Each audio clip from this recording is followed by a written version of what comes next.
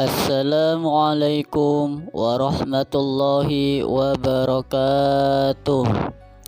Bagaimana kabarnya anak-anakku sekalian? Mudah-mudahan kalian selalu senantiasa diberikan kesehatan oleh Allah Subhanahu wa taala. Amin ya rabbal alamin. Sebelum belajar, anak-anakku sekalian, mari kita membaca doa. Bismillahirrahmanirrahim. Rabbi zidni ilma warzuqni fahma. Amin ya rabbal alamin. Anak-anakku sekalian, kita masih belajar yaitu pendidikan agama Islam, yaitu bab 9 tentang bersyukur kepada Allah Subhanahu wa taala. Pada bab 9 ini kita akan membahas tentang bersyukur kepada Allah Subhanahu wa taala. Anak-anakku sekalian, bagian yang pertama yaitu mensyukuri nikmat Allah Subhanahu wa taala. Sebagai hamba yang soleh dan taat kepada Allah Subhanahu wa taala, kita harus selalu bersyukur kepadanya. Orang yang bersyukur kepada Allah atas nikmat yang diberikan, maka Allah akan menambahkan nikmat itu kepadanya. Akan tetapi, jika kalian atau kita tidak bersyukur kepada Allah Subhanahu wa taala, maka Allah Subhanahu wa taala yaitu akan mengazab kita atau mengazab orang yang tidak bersyukur kepadanya. Dengan azab seperti apa? Yaitu dengan mengazabnya dengan azab yang berat atau pedih. Nah, sesuai dengan firman Allah Subhanahu wa taala di dalam surat Ibrahim ayat 7. Bismillahirrahmanirrahim. Wa itta'adzana rabbukum la in syakartum la azidannakum wa la in kafartum inna azabi lasyadid. Yang artinya, dan ingatlah ketika Tuhanmu memaklumkan, sesungguhnya jika kamu bersyukur niscaya yaitu aku akan menambah nikmat kepadamu. Tetapi jika kamu mengingkari nikmatku, kata Allah, maka pasti azabku sangat berat atau sangat pedih. Surat Ibrahim ayat 7. Nah, anak-anakku sekalian, dari ayat 7 surat Ibrahim ini kita diperintahkan untuk bersyukur. Namun, kita harus tahu dulu apa pengertian bersyukur. Bersyukur adalah berterima kasih kepada Allah Subhanahu wa taala. Dengan cara apa? Menggunakan kenikmatan untuk kebaikan. Bersyukur kepada Allah Subhanahu wa taala berarti berterima kasih kepada Allah Subhanahu wa taala. Karena apa? Karena Allah Subhanahu wa taala telah memberi kenikmatan yang sangat banyak. Baik kenikmatan yang bisa dilihat oleh mata kita ataupun kenikmatan yang tidak bisa dilihat oleh mata kita. Kenikmatan yang bisa dilihat oleh mata kita diantaranya yaitu nikmat di saat kita mendapatkan rizki oleh Allah Subhanahu wa taala berupa harta, benda, dan lain sebagainya. Nikmat yang tidak terlihat oleh mata salah satunya adalah Allah Subhanahu wa taala memberikan nikmat iman dan Islam. Bagaimana anak-anak sekalian cara bersyukur kita kepada Allah Subhanahu wa taala? Cara bersyukur itu diantaranya yang pertama harus bersyukur dengan hati. Bagaimana caranya? Hati merasa senang atas nikmat dari Allah Subhanahu wa taala. Kemudian yang kedua, cara bersyukur yaitu dengan lisan. Bagaimana caranya bersyukur dengan lisan? Berterima kasih dengan mengucapkan alhamdulillahi rabbil alamin atau melaksanakan dengan sujud syukur. Kemudian yang ketiga, cara bersyukur kita kepada Allah yaitu bersyukur dengan perbuatan. Bagaimana caranya? Yaitu memanfaatkan nikmat yang diperoleh itu sesuai dengan tujuan pemberiannya. Di saat kita diberikan nikmat oleh Allah Subhanahu wa taala, maka gunakanlah untuk kebaikan-kebaikannya. Anak-anakku sekalian, perhatikan gambar berikut. Di sini ada 3 gambar. Yang pertama yaitu sedang melaksanakan sholat, kemudian yang kedua sedang berkurban, dan yang ketiga, gambar yang ketiga sedang berbagi. Nah, Allah Subhanahu wa Ta'ala memberikan peringatan kepada umat Islam.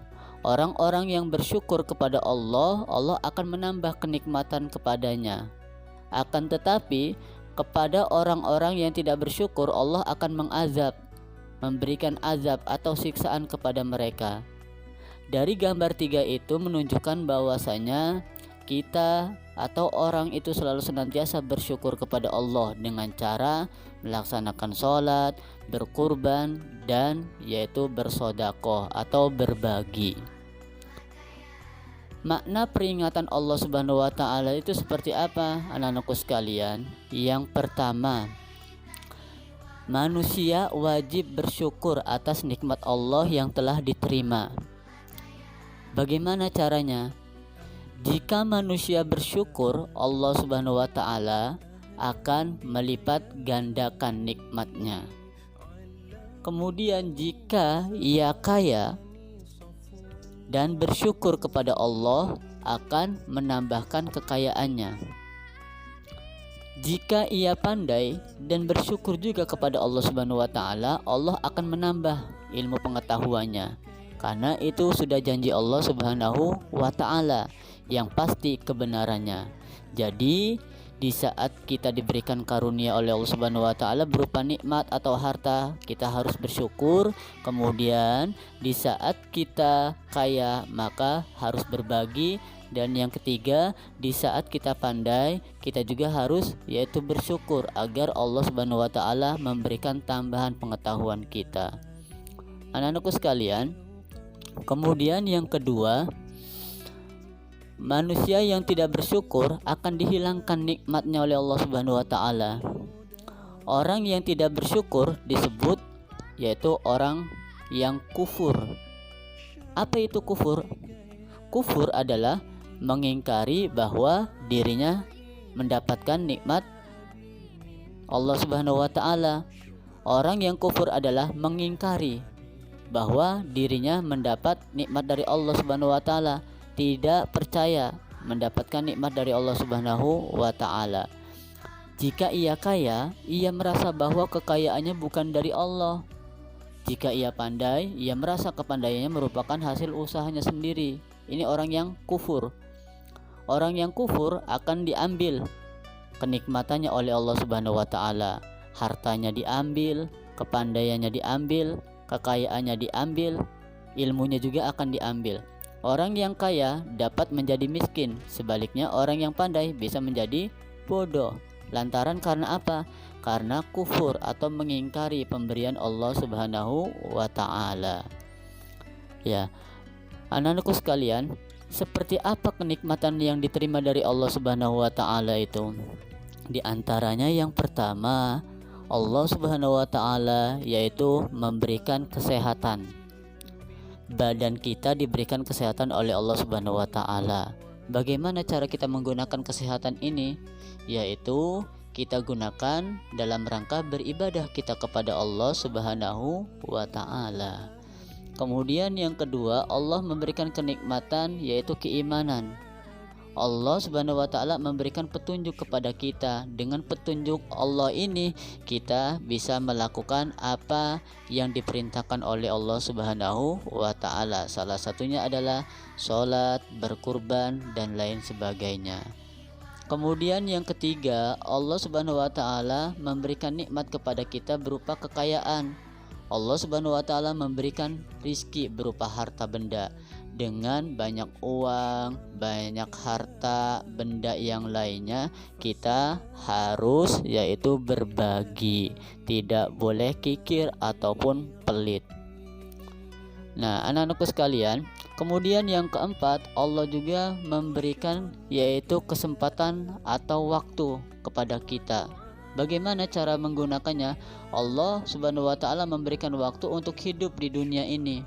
Caranya yaitu harus menggunakan waktu sebaik-baik mungkin. Di saat waktunya untuk beribadah, kita harus beribadah. Di saat waktunya untuk bekerja, kita bekerja. Di saat waktunya untuk mengajar, waktunya mengajar. Di saat waktunya untuk makan, makan. Sesuai waktu kita lakukan untuk apapun harus sesuai dengan waktu kita.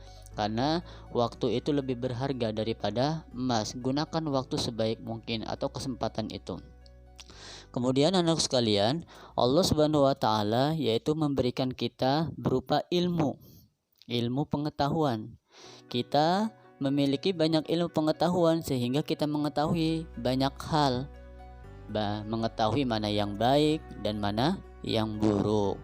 Seperti halnya ada seorang dokter, dia mengetahui ilmu kedokteran. Ada seorang guru atau seorang ustadz, dia mengetahui ilmu agama atau ilmu pengetahuan yang lainnya. Nah, itu merupakan karunia dari Allah. Kemudian yang keenam, Allah Subhanahu wa taala yaitu memberikan karunia kepada kita berupa alam semesta. Allah mengizinkan kita untuk menempati alam dan menikmati apa yang ada di dalamnya, baik berupa udara, hujan, semua yang ada, tumbuhan, binatang, dan apa yang ada di dalam alam semesta itu kita diizinkan oleh Allah untuk yaitu menikmati apa yang ada di dalam dunia, selama itu tidak dilarang oleh Allah Subhanahu wa taala. Anak-anakku sekalian, selain beberapa kenikmatan yang Ustaz tadi sebutkan, masih banyak lagi ternyata kenikmatan Allah lainnya yang dapat kita nikmati dalam kehidupan sehari-hari. Contohnya seperti apa? Yaitu di saat kita diberikan oleh Allah Subhanahu wa taala, yaitu salah satunya bisa bernapas, mempunyai mata dua, mempunyai telinga, mempunyai hidung. Semua kenikmatan itu adalah pemberian dari Allah Subhanahu wa taala. Oleh sebab itu, kita wajib berterima kasih kepada yang pemberi. Siapa? Yaitu Allah Subhanahu wa taala yang memberi kenikmatan tanpa meminta imbalan kepada kita. Manusia yang harus berterima kasih agar Allah Subhanahu wa taala semakin memperbanyak kenikmatan kita. Anak-anakku sekalian, kemudian bagian B, bagaimana contoh sikap bersyukur? Bagian B, contoh sikap bersyukur. Apa yang kita miliki semua itu berasal dari Allah Subhanahu wa taala. Kita harus bertanggung jawab atas pemberian Allah dengan cara apa? Yaitu dengan cara bersyukur. Contoh sikap bersyukur yang pertama, gunakan waktu itu sebaik-baiknya. Seperti apa? Rajin beribadah dan belajar merupakan contoh perilaku bersyukur kepada Allah Subhanahu wa taala. Allah Subhanahu wa taala juga akan selalu mengasihi dan melindungi orang-orang yang bersyukur. Maka kita harus bersyukur kepada Allah Subhanahu wa taala. Karena bersyukur dapat dilakukan di antaranya berbagai cara. Hal itu tergantung pada kenikmatan apa yang kita terima. Contohnya, jika diberi kesehatan, kita syukuri dengan cara rajin beribadah, jangan bermalas-malasan. Badan yang sehat harus digunakan untuk bekerja, tidak boleh digunakan untuk bermalas-malasan. Jika diberi kekayaan, kita harus mensyukurinya dengan mengeluarkan zakat atau sedekah untuk diberikan kepada fakir miskin, anak yatim, saudara, atau tetangga yang membutuhkan. Nah, kemudian juga jika diberi waktu atau kesempatan, kita harus mensyukurinya dengan cara apa? Yaitu menggunakannya untuk melakukan amal soleh. Jika Allah memberikan waktu kesempatan kepada kita, gunakan untuk melakukan amal soleh. Seperti apa? Belajar, tadarus Quran, mengaji, kemudian apalagi sholat, berbakti kepada orang tua. Nah, masih banyak sekali ya. Kemudian Siapa yang pandai memanfaatkan waktu disebut orang yang bersyukur, dan orang yang menggunakan waktunya hanya untuk bermain termasuk orang-orang yang tidak berterima kasih atau tidak bersyukur kepada Allah Subhanahu wa taala. Jadi, kita harus bersyukur kepada Allah Subhanahu wa taala. Salah satunya adalah harus menggunakan waktu sebaik-baik mungkin. Nah, anak-anakku sekalian, ketika kita sudah bersyukur kepada Allah Subhanahu wa taala, apa yang kita raih nanti setelah kita bersyukur kepada Allah Subhanahu wa taala atas nikmat yang Allah berikan kepada kita? Di antaranya manfaat bersyukur itu yang pertama, Allah Subhanahu wa taala akan menambah nikmat kepada kita. Allah akan tambah tuh rizki kita, nikmat kita ketika kita bersyukur. Kemudian yang kedua, kita jauh dari sifat ingkar terhadap nikmat Allah karena kita bersyukur, yakin bahwasanya rizki nikmat ini adalah merupakan pemberian Allah. Dan yang ketiga, Allah Subhanahu wa taala akan selalu mengingat kita di saat kita sudah diberikan rizki oleh Allah Subhanahu wa taala. Kita sering mengeluarkan zakat, infak, sodako. Insya Allah, Allah pun akan mengingat kita. Dengan salah satunya adalah kita harus bersyukur. Yang keempat, kita terhindar dari azab Allah Subhanahu wa taala karena di dalam firman Allah Subhanahu wa taala yaitu surat Ibrahim ayat 7, kalau kita bersyukur Allah akan tambahkan, tapi kalau kufur, ingkar, maka Allah akan mengazab kita. Sehingga di saat kita bersyukur, insya Allah terhindar dari azab Allah. Kemudian yang kelima, manfaatnya adalah kita selalu berbaik sangka kepada Allah dan sesama manusia.